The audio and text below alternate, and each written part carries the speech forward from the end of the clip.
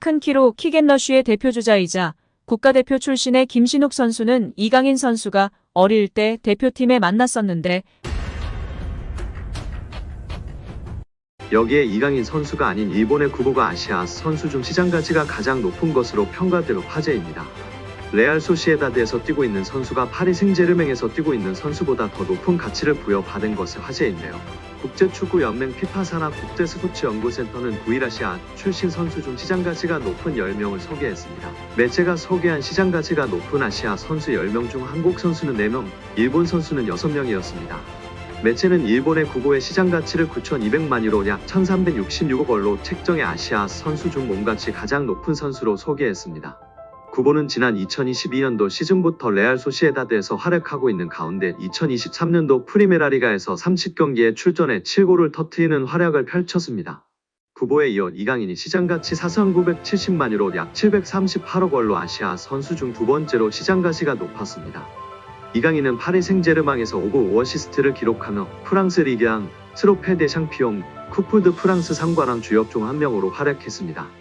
프리미어리그 브라이튼 소속인 일본의 미토마가 시장가치 4,370만 유로 약 649억 원으로 아시아 선수 중 시장가치가 세 번째로 높았습니다.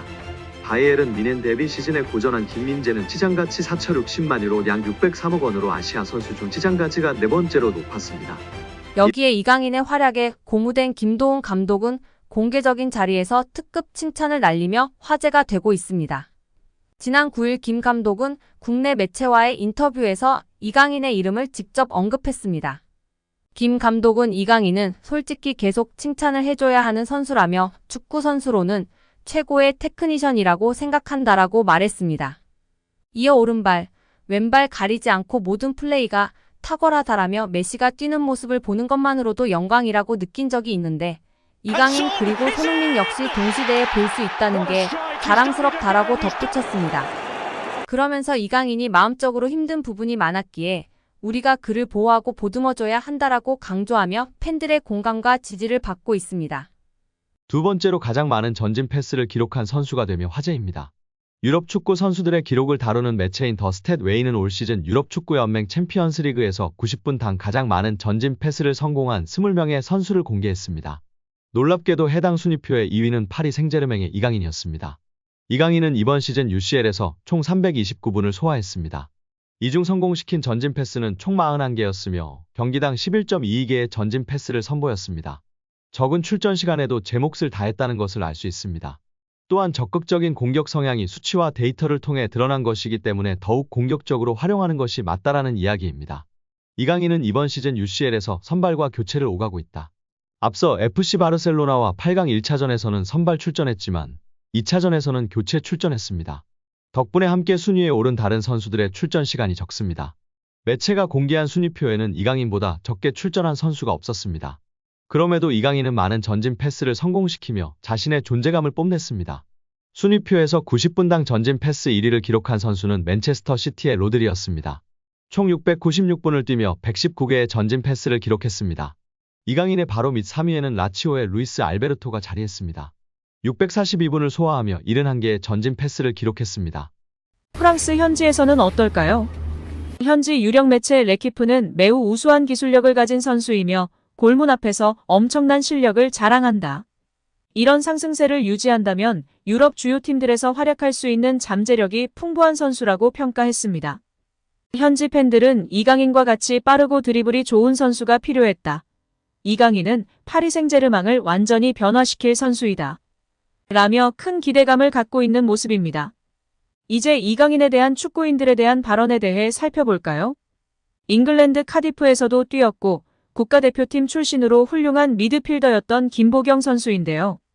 큰 키로 킥앤러쉬의 대표주자이자 국가대표 출신의 김신욱 선수는 이강인 선수가 어릴 때 대표팀에 만났었는데 같이 벤치에 있던 시간이 많아 자주 어울리고 대화를 많이 했었다.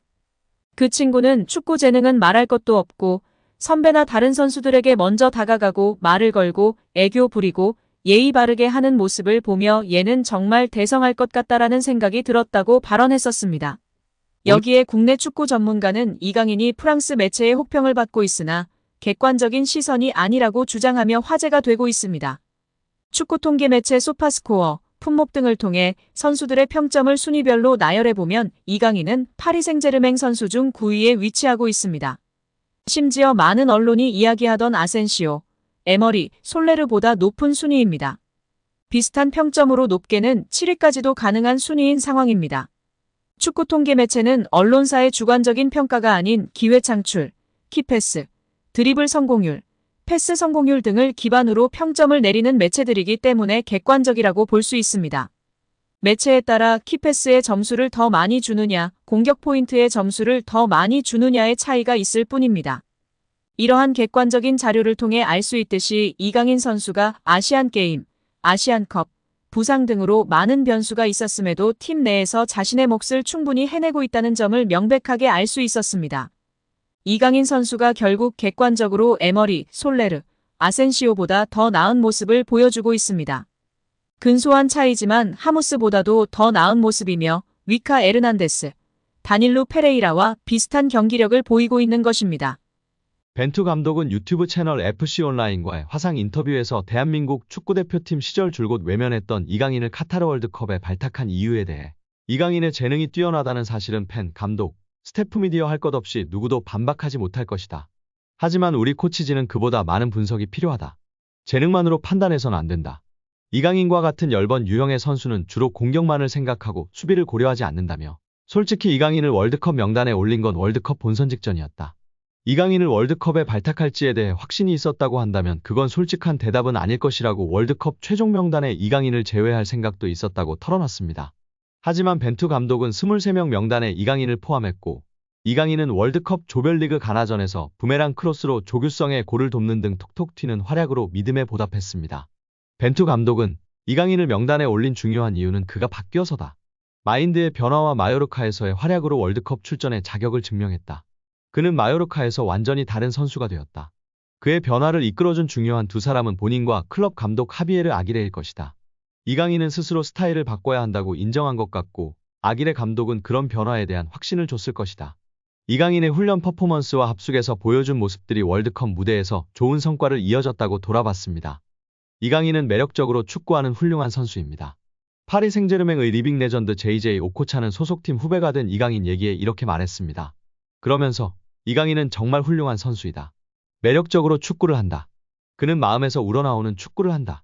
팀에 큰 도움이 되고 팬이 좋아한다. 아직 어리기 때문에 성장 가능성이 크다고 극찬했습니다. 오코차는 1990년대 중반 나이지리아 황금기를 이끌었습니다. 1998년부터 2002년까지 PSG 최고의 테크니션으로 불렸습니다.